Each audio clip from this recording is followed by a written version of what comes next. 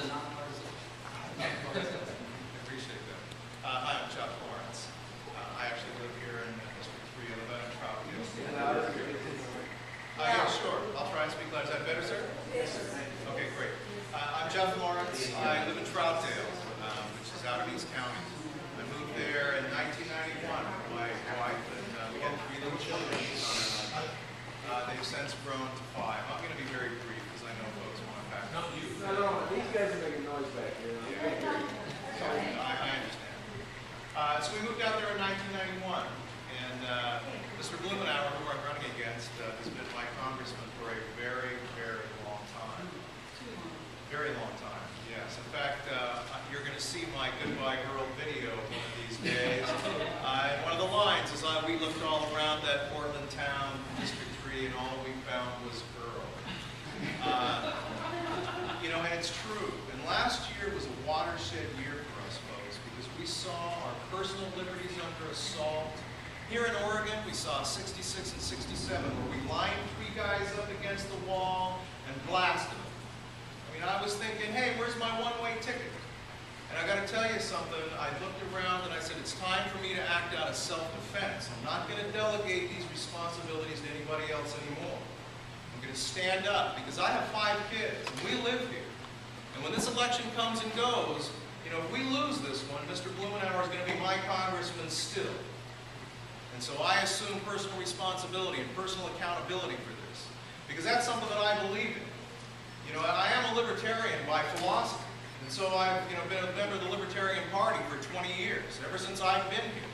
I've almost always voted for Republicans for a couple of reasons. Number one, I've always believed in self-defense and national defense.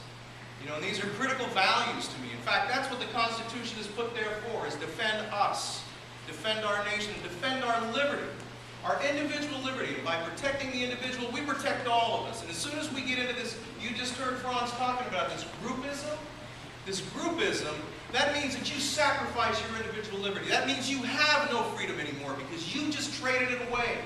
And you have no freedom whatsoever. And you know what? You know, that 66 and 67 and where this, the cram down on the health care bill, you know, they don't care what's going on. And so I just came to the obvious conclusion, which I knew all along, that my congressman does not represent me. I want to tell you a little bit about what I do in my work life. It may not be interesting to you, but I've embarked on a number of really interesting paths that people have always told me, Jeff, you can't do that. Jeff, that can't be done. They said, it can't be done. I work right now in a great big company. Let me tell you where I started. Okay? After law school, I was a lawyer by trade. Okay? And I moved out here and I went to work at a big firm downtown, Preston, Gates & Ellis. Why did we pick Portland? Because we love Portland. Because we love Portland. I grew up in Eastern Washington. I went to the University of Washington before I went to law school. I used to come out here all the time. I used to pass. I had friends who lived in North Portland. Oh, I used to just always love coming to Portland. And so we decided that's where we were going to live. So when I got to Portland, I went to work at Preston, Gates & Ellis, great big law firm. Small office here, but you know, we did a lot of litigation. And so I was a natural resources lawyer, actually. And I defended the timber industry and all the spotted owl litigation. What an eye-opener, folks. What an eye-opener to understand how things get politicized.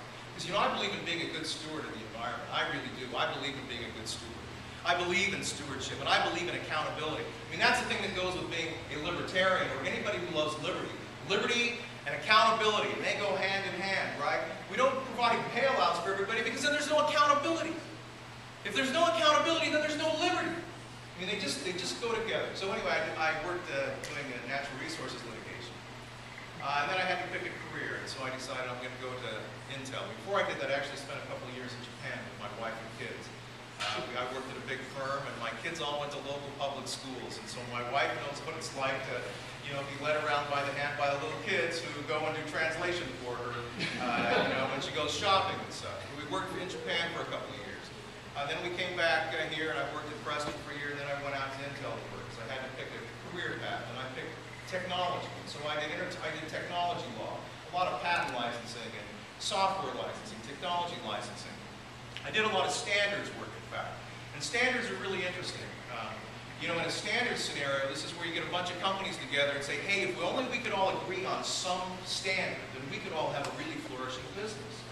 And so I have a specialty, it's actually entertainment technology. technologies. Probably some of you own a DVD or a Blu-ray disc or something like that. Well, they exist because guys like me got to represent the IT industry. We got together with guys from the Hollywood and guys from the CD industry. We got together and hashed out the rules. And that's what I do now. Now I have a global public policy organization that I run. I have people around the world, and we promote innovation. We tell the government to stay out of our lives. We can fix complex technological and business problems ourselves in the marketplace. Thank you very much. And then we put our money where our mouth is, and we go out and do it. And so we did DVD, and then we did Blu-ray disc, and now we've got another coming on. But anyways, that's just sort of my professional background. But what got me off the bench this last year, folks, is I watched this debt, this astronomical debt. I mean, just going like this, just out of control debt, right? It's like, you gotta be kidding me kind of debt. And I saw that going to my children and to their children. And I'm like, they can't grow up and be slaves, because that's what that is. We're enslaving the unborn. They're not even going to get a chance to represent themselves. Is there anybody going to stand up for them? And you know, I looked in the mirror, and oftentimes, you know, I attend a regular church, and we talk about the youth and how they're our hope for the future. And we have a tendency to look for them for too many things. And I looked in the mirror and says, the buck's stopping here, pal. Jeff's standing up for self-defense. And if you guys want to go trade your freedom away, then you go ahead. But you're not going to trade mine. You're not going to trade mine without it. I'm not going down, just going down. I'm going to go down swinging. And so that's why I got out. And I said, I'm going to go do it myself. And you know, with all that I got to tell you, I voted for Republicans almost my whole life. You know, I voted for one libertarian once, and I don't tell the libertarians this. Okay, you guys out there, actually, I already published this on my website. But it's, you know, for national defense reasons and for economic security reasons, economic freedom reasons, because all the other freedoms ultimately derive from it.